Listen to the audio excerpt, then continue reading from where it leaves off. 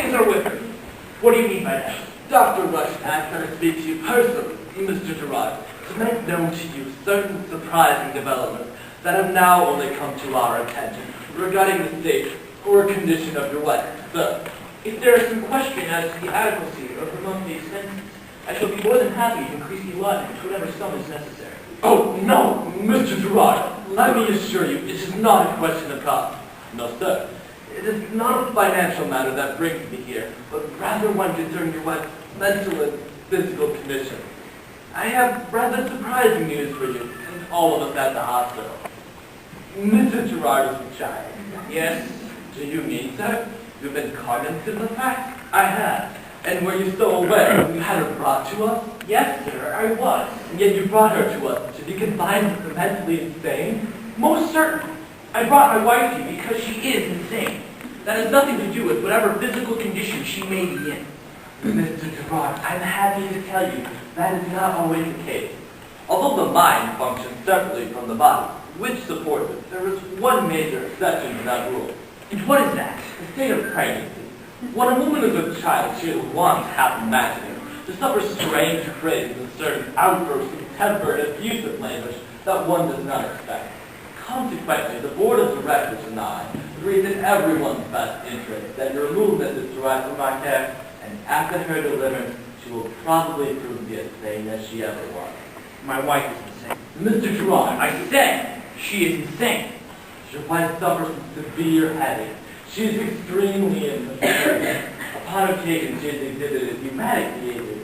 If she were not pregnant, it might be cause to think an extended rest, close care, and quiet might not be enough to restore her normal faculty. However, as she is a child, that is a fact I wish you and the members of the board to disregard.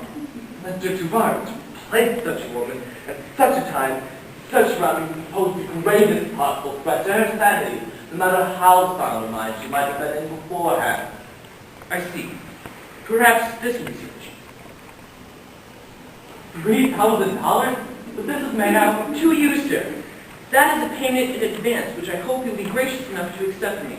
You see, I do not wish to be concerned any further with any difficulties that may arise due to my wife's confinement. I don't know what to say. Answer only this. Can it be done? Yes. Good. See to it then. You know your way out? But sir. Sir? What of the child? That is no concern of mine. I would not have a child of mine born under such conditions for all the money in the world. And I can assure you, neither would I. Right, you need a child. I bid you good day, sir. Sir? No, Mr. Phillips, don't go. Please don't go. He can't hear you. Mary. He can. I know he can. He looks right at me. He can't hear you. Because he doesn't want to. Men lose all their faculties. It's a prophet sound. I don't believe it. You're trying to drive me mad. You should have been like, Polly, Henson. Henson would have. All right. Had your child. And your home. Your mother would have. Well, having a daughter like Polly. What are you saying? Polly, Polly, Polly. Polly. Polly Mary. Polly Mary Girard. Crazy Mary Girard. Soon the whole city will know. Mr. Girard, Polly. They will have forgotten. You married. Even Mother, if she were alive, would have favored a daughter like Polly. What are you talking about? They were talking about me, Mrs. Girard. Who are you? What are you doing here? I don't know you. My name is Polly Kenton. There's no reason it should be important to you. I'm only one in the long line of housekeepers. Women he will turn to. Has turned to already. You know that. So you're a whore, just like all the others. I'm his housekeeper, Mrs. Girard. The only difference is I was more successful and more relaxing than this. He will even come to care for me a little. As much as you do, care for a woman anyway. Why didn't he care for me? In the beginning he did. You should have had a child. It wasn't my fault we didn't have children. I thought it was, and I knew he blamed me. He didn't say anything, but he kept looking at me as though I were a figure in his cash books that didn't quite balance. And I hated to be around him because I knew he felt I'd swindled him because I couldn't give him a son. You sound as though you wanted him to care for you. Is that so strange?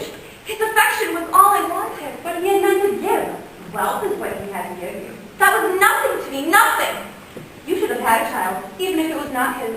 He would have thought of his, and the bargain would have been complete. You would have won his affection. Yet, you won his affection. Yes, I have. Why? How? By not even wanting it. I've always been honest with him. I've let him become the boy with me that he could not have with you. When he was born, his mother was the same. He saw in you that which had closed him off from her. The more outrageously you tried to gain his attention and sympathy, the more he turned away in loathing. Your behaviors made him come to hate you. Has he said that to you? I can tell you his words exactly. I hate her like the devil, and I know with pleasure that the feeling increases daily. He wouldn't say that. He wouldn't feel that. I hate her like the devil, and I know with pleasure that the feeling increases daily. What intolerable wrong did I do him? Perhaps he does not know himself. The fact is, however, you were not sensible. You see, it is never sensible to expect a man to understand or to tolerate the dreams of his wife. Dreams? That's the shirt you bring us here, Mary. Some icy bags in winter. Blizzards under the thumbnails. How white hot iron on the soles of the feet for centuries. They would not do that to me. For they know that I'm sane. Did they tell you are sane, Mary? One can tell. Surely one can tell for oneself. You can, Mary. It's as easy as pie, Mary. Mary Girard. You can tell. If you really want to. I don't understand what... I would have understood. Exactly, Mary. Have you ever made your bed, Mary? No, Little Mary. Smooth, Mary. Smooth as hair, Mary. But how can you possibly? You never gathered flowers, did you, Mary? Mother, tender and secret and gentle, hold it in your arms, you in your secret place. Bring him. We don't. There and step. I don't know who you mean. Bring him. Bring Stephen Girard now into this cell. No. No. Bring him! What are you doing here? I am replaced me, Stephen. Where I don't belong here. No, Stephen? No, Is it true as they say that the baby is that of Mary Girard? The baby's origin is of no importance, Mrs. Hatcher. You and Mr. Hatcher will see the set sum for nursing the child, just as you have for all the other children you cared for in the past. Yes, Mr. Phillips. I do appreciate your calling on me again. Why have you done this to me? I had no choice. You are insane. Don't lie to me, Stephen. Even if I were insane, you could have spared me this. You know as well as I that I am sane. I hope that is true. It's a pretty little baby. And a girl. What is her name? Her name is Mary. Call her whatever you wish. It is immaterial. Oh, I shall love having her. I am truly grateful. I've never had a little girl before. I think I'll call you Rose. Rose is my name, Vicky, and you will be my little girl. She told me you hated me like the devil. I didn't believe her until this moment. Who told you that? Mrs. Hatcher, I would caution you against becoming too fond of this child. What do you mean, Mr. Phillips? I would have you treated just as though we're a normal child. Is this a normal child, Mr. Phillips? Don't let him do this! Mother is a patient among the insane. Oh, no. The baby's been born by and among those possessed of devil.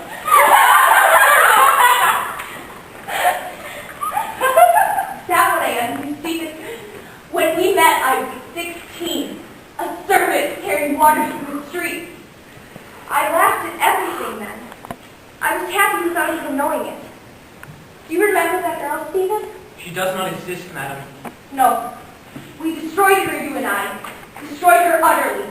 Didn't you ever love her? She had everything she should have wanted. What good is all of it without some little affection? If you wanted affection, you should have told me instead of making a public display of yourself.